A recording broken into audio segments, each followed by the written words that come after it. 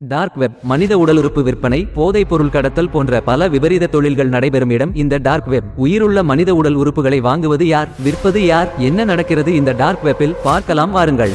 Dark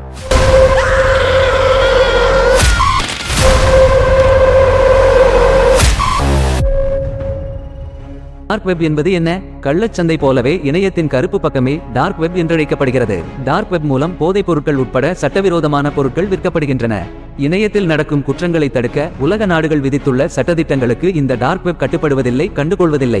dark web மற்றும் deep web. Deep web என்பது இணையதள தேடுபொறிக்குள், அதாவது சர்ச் என்ஜினில் சிக்காமல் செயல்படும் இணையதளங்கள் கொண்ட பகுதி. இது போன்ற இணையதளங்களுக்கு நீங்கள் செல்ல வேண்டும் என்றால் அந்த குறிப்பிட்ட இணையதளத்தின் சரியான முகவரி உங்களுக்கு தெரிந்திருக்க வேண்டியது அவசியம். டீப் வெப் என்ற பெருவெளியின் ஒரு சிறுதுளியே இந்த டார்க் வெப். டார்க் வெப்பை சிலர் டார்க் நெட் என்றும் அழைப்பதுண்டு. டார்க் நெட் மற்றும் டார்க் வெப் போன்றவை பெரும்பாலும் சட்டவிரோத பணப்பரிமாற்றங்களுக்காகவே பயன்படுத்தப்படும். அது மட்டும் இல்லாமல் குழந்தைகளை கடத்துவது, கொலைகள் செய்வது, துப்பாக்கிகளை விற்பது, நாம் சொல்வது எல்லாம் செய்வது. உதாரணமாக, ஒரு நபரை கொலை செய்ய உத்தரவிட்டால் டார்க் வெப்பில் பணத்துக்காக எது வேணாலும் செய்வார்கள். டார்க் வெப்பில் பல கோடி ரூபாய் மதிப்பிலான சட்டவிரோத பணப்பரிவர்த்தனைகள் நடப்பதாக சொல்லுகிறார்கள் சைபர் பாதுகாப்பு வல்லுநர்கள். இந்த பணப்பரிமாற்றம் அனைத்துமே விர்ச்சுவல் கரன்சிகள் வழியாகவே நடக்கிறது. பிட்காயின் எனப்படும் விர்ச்சுவல் கரன்சியே பிரதானமாக புழக்கத்தில் இருக்கிறது. இணைய வெளியில் தனிநபர் தகவல் பாதுகாப்பு கேள்விக்குறியான நிலையில் டார்க் வெப்பில் தகவல் திருட்டு இன்னும் அதிகம். வங்கி கணக்கு விவரங்கள், கடவுச் சொற்கள் போன்றவை திருடப்பட வாய்ப்புகள் அதிகம் என கூறப்படுகிறது.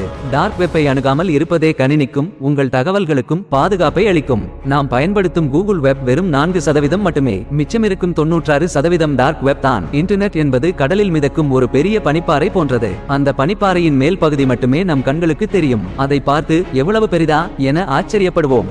ஆனால் அதைவிட பன்மடங்கு பெரிய பகுதி ஒன்று கடலின் அடியில் நம் கண்களுக்கு தெரியாமல் மறைந்திருக்கும். அதுபோல தான் இன்டர்நெட் என்பதும். நமக்கு தெரிந்த இந்த கூகுள், பேஸ்புக் போன்ற வலைத்தளங்கள் அந்த பனிப்பாறையின் கண்ணுக்கு தெரியும் மேல் பகுதி போன்றது. ஆனால் கண்ணுக்கு தெரியாமல் ஒரு பெரும் பகுதி கடலின் அடியில் மறைந்திருக்கிறது. அதுதான் டார்க் வெப். சமீப காலங்களில் கூகுள், பேஸ்புக் போன்ற பெருநிறுவன தரவுகள் ஹேக் செய்யப்பட்டதாக செய்திகள் வருவதை பார்த்திருப்பீர்கள். அந்த தகவல்கள் அனைத்தும் இந்த டார்க் வெப்பிலிருந்து தான் திருடப்படுகின்றன. இந்த டார்க் வெப்பில் என்ன தவறு வேண்டுமானாலும் செய்வார்கள். வெளியே என்னவெல்லாம் செய்தால் தண்டனை கிடைக்குமோ அதையெல்லாம் இங்கு மிக சுதந்திரமாக செய்வார்கள். ஏனென்றால் யார் செய்தார் என்று கண்டுபிடிப்பது சாத்தியமற்ற ஒன்று. நாம் சாதாரணமாக இணையதளம் வாயிலாக ஏதேனும் தவறு செய்தால் ஐபி அட்ரஸ், மொபைல் சிக்னல் என எதையாவது வைத்து எப்படியாவது நம்மை சைபர் துறை கண்டுபிடித்து விடுவார்கள். ஆனால் டார்க் வெப் உலகின் பார்வைக்கு அப்பாற்பட்டது. இந்த டார்க் வெப்பில் ரெட் ரூம் என்ற ஒரு அறையும் உள்ளது, அதாவது சிவப்பு அறை. இந்த அறையில் பணம் கொடுத்து ஒரு நபரை எந்த முறையில் கொலை செய்ய சொல்கிறார்களோ அதே முறையில் அவர்கள் கொலை செய்வார்கள். உதாரணமாக, கை காலை வெட்டி கொலை செய்ய வேண்டும், இல்லையென்றால் கண்களை பிதுக்கி கொலை செய்ய வேண்டும் என்று சித்திரவதைகளையும் கொடுமைகளையும் செய்து கொலை செய்யப்படுவார்கள்.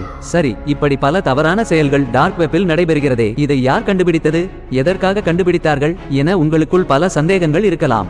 இதை உருவாக்கியதே அமெரிக்க பாதுகாப்பு துறை தான். FBI ஏஜென்ட்டுகள் ஒருவரோடொருவர் பேசிக்கொள்வது இரகசியமாக இருப்பதற்காக இதை உருவாக்கப்பட்டது. இதனாலேயே ஹேக்கர்களின் முழு பார்வையும் இதன் பக்கமே இருந்தது. அன்று FBI தாங்கள் செய்தது எவ்வளவு பெரிய தவறு என்று யோசிக்கவில்லை. இன்று அந்த ஒரு சிறு தவறு தான் இன்று உலக அரசாங்கங்களின் கண்களிலேயே விரலை விட்டு ஆட்டிக்கொண்டிருக்கிறது. அமெரிக்காவால் ஏன் இதை கட்டுப்படுத்த முடியவில்லை என்று கேட்டால், டார்க் வெப் வலைதளங்களின் ஓனர் யார் என கண்டுபிடிப்பது 99% இயலாத காரியம். அப்படி இதில் என்னதான் நடக்கிறது என்று கேட்டால் நீங்கள் அதிர்ந்து விடுவீர்கள். மனிதர்களை கொலை செய்வது, விலங்குகள் மற்றும் மனித உடல் உறுப்புகளை வெட்டி எடுத்து விற்பது, மனிதர்களை கடத்தி சித்திரவதை செய்து அணுவாக துடிதுடிக்க வைத்து அவர்கள் இறக்கும் வரை நேரலையில் காட்டுவது, அடுத்தவர்களின் மொபைல், லேப்டாப்களை ஹேக் செய்து முன்பக்க கேமரா மூலமாக கண்காணிப்பது, கொடுக்கும் பணத்திற்கு ஏற்ப என்ன வேண்டுமானாலும் இந்த டார்க் வெப்பில் செய்வார்கள். காசு கொடுத்து ஒருவரை கொல்ல சொன்னாலும் சரி, உடல் உறுப்பு தேவை என சொன்னாலும் சரி, எல்லாவற்றையும் செய்து கொடுப்பார்களாம். அணு ஆயுதங்கள் தயாரிப்பது கூட இங்கு சொல்லித் தருகிறார்களாம். ஒரு சக மனிதனை சித்திரவதை செய்வதை பார்த்து ரசிப்பது, அடுத்தவர்களின் தனிப்பட்ட விவரங்களை பார்ப்பது என அதில் என்ன ஒரு மகிழ்ச்சி இருக்கிறது? இதிலிருந்து புரிந்து கொள்ளுங்கள், நாம் வாழ்வது மனிதர்கள் மத்தியில் அல்ல, மனித உருவில் நடமாடும் பல கொடிய மிருகங்கள் மத்தியில் என்பது புரியும். ப்ளூவேல் போன்ற விளையாட்டுகள் இன்னும் பல இந்த டார்க் வெப்பில் இருக்கின்றன என இணைய பாதுகாப்பு வல்லுநர்கள் கூறுகிறார்கள். சில வருடங்கள் முன்பாக மோமோ, ப்ளூவேல் என இரு தற்கொலை ஆன்லைன் விளையாட்டுகள் இருந்தது என்பது நாம் அறிந்ததே. இந்த விளையாட்டுகள் டார்க் வெப் பின்னால் தான் இயங்கின. இந்த விளையாட்டுகளில் கூட அவர்கள் அனுப்பும் லிங்கை தொட்டால் மட்டும் தான் விளையாட முடியும். அந்த லிங்கை தொட்டவுடன் அந்த மொபைல் டார்க் வெப் கட்டுப்பாட்டிற்குள் சென்றுவிடும். ஆகவே தயவு செய்து தேவையில்லாத லிங்களை தொட வேண்டாம். ஏனெனில் சில சந்தர்ப்பங்களில் நாம் அனைவரும் பயன்படுத்தும் கூகுள் குரோம் கூட டார்க் வெப்பை அணுகியிருக்கிறதாம். பல டார்க் வெப் லிங்க்ஸ் நாம் அன்றாடம் பயன்படுத்தும் இணையத்திலும் உலாவுகின்றதாம். இந்த லிங்கை தொட்டால் நமது தகவல்கள் முழுவதும் திருடப்பட்டு நாமும் இணையத்தின் இருண்ட பகுதியில் மாட்டிக்கொள்வோம்.